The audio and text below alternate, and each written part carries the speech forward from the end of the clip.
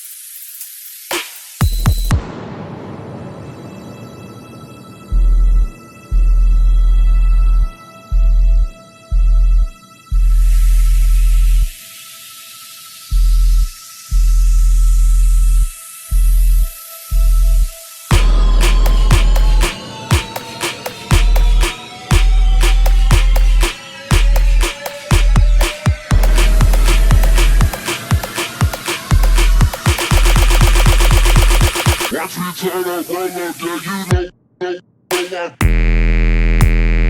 burn up,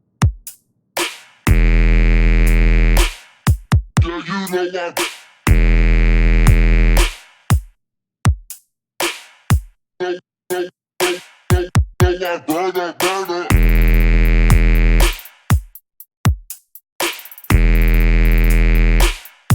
Yeah, you know I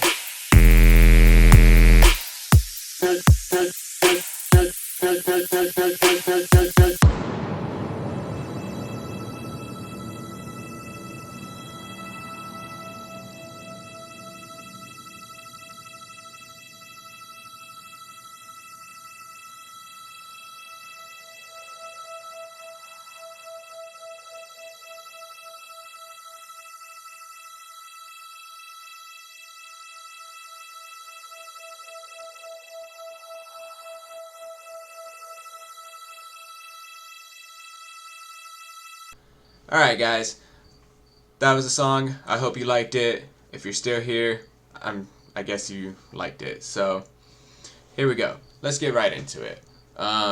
So you know, as you can tell from the name of this video, this is a recreation that I did of Witch Doctor. It's a song by Atliens, remixed by Grex and Peekaboo. So I really wanted to make these sounds right here. That one and this one.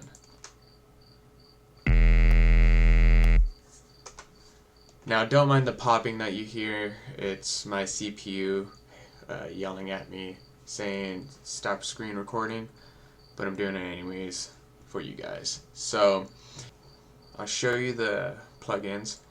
This is the sub. I'm not going to play it because it kills my CPU, but it's just a normal sine wave, boosted all the way up. Came over here. The high is 0, mid is 0, left the lows normal with multiband.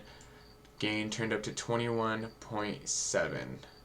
I accidentally moved it. Doesn't matter. Mix 100%. Then I put some distortion. I used ASIM. I like the harmonics that it gives. Put the drive at 48%, the wet at 25. And then to the EQ. This is where the LFO comes into play. All I did was put a low cut on here and put the frequency to 126 and the LFO at 17, and that's what gives it the sound. Okay. For the LFO, it's just on 1/8 trigger, super simple. Now for the ring, it's literally the same synth. I actually cloned it and was messing with the sub. I did put the LFO to 100% on the level, and then same compressor settings, but I was messing around with the distortion on the sub. This is how I came across this. I was just trying to get a good distortion, right? You know, just get a good sound. And I put the downsample on, and it gave me the sound that I was looking for. Or it gave me the ring, so I cloned it, did it in this one. Brought the distortion back from 100 to 26, negative 26, and put the EQ on with the frequency with the high cut frequency.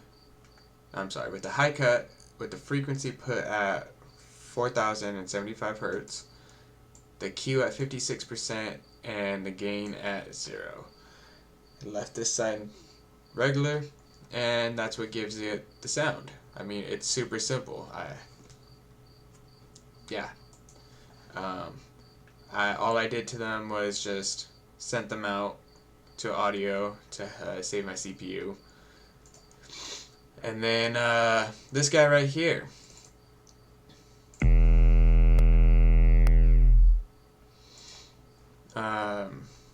So let's take off the sounds. And yep.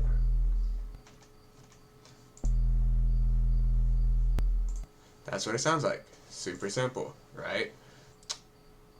So I started with this with this distortion. It's literally the default setting of the distortion. Just left it there.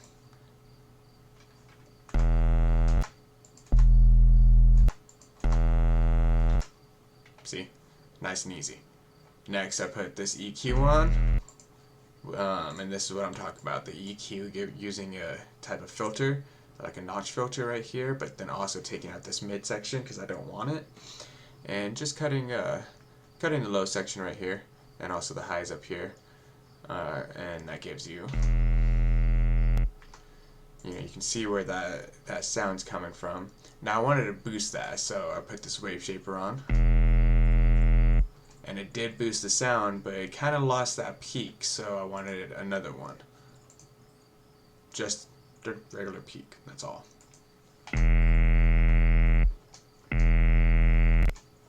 Gives it that little scream.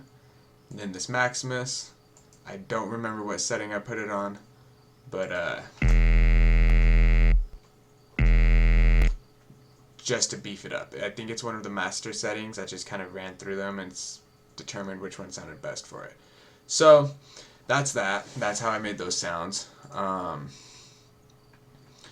I went through, used the track as a reference to build the song. So one thing I learned, when you're doing your build-ups, do a 7-bar build-up. Okay, use that last 8th bar for a vocal drop, and what it does is it allows you to use this beginning section for your drop. I used to do it a different way, where I would have 4 bars for a vocal drop, or I'd use I would use 4 bars to transition to a vocal drop and then drop it. I mean, this song showed me how to do song arrangement a little bit better, and I just wanted to pass that knowledge off to you. Do it 7 bars long. Now this right here, this is in the original track, it does this too, and what it does is it's like a bridge. It bridges you into the next step if you listen to it. I use these two guys, these two risers, and when you listen to it, the riser helps bring it into the next motion.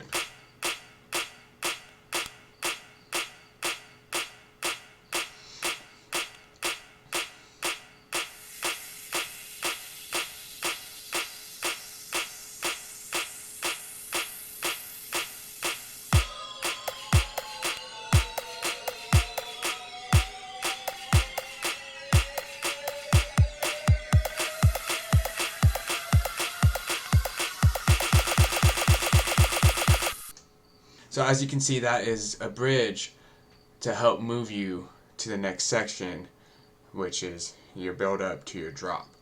And that's one thing I had to learn for my song arrangement is, just how to keep the motion going forward. So I just wanted to pass that knowledge off to you.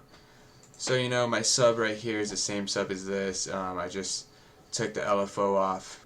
The song was super simple to make, and I would encourage you guys to do recreations too. It helps you learn new tricks, especially if you really study the song.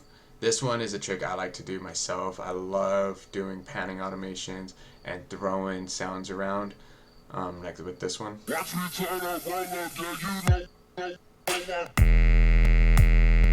And then right here. If you have headphones or really good speakers, you can really hear it.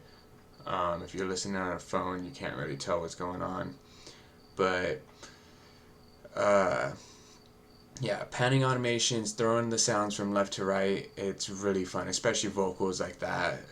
They sounds really cool. I like doing it with sounds, like basses. There's a song that I have, it's posted up on SoundCloud. It's called Night Grime, and it does that too. And some of the sounds, if you listen to headphones or really good speakers, you'll hear some of the sounds bounce back and forth, and it's really, really cool. It really adds a new and different element to the song. So I encourage you guys to recreate songs for practice, and get yourself out there and really try new things. Don't be afraid to try them. It never, it doesn't hurt.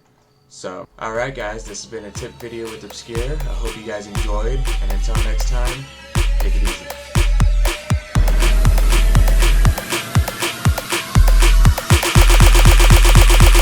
Watch me turn up, roll up, yeah, burn up.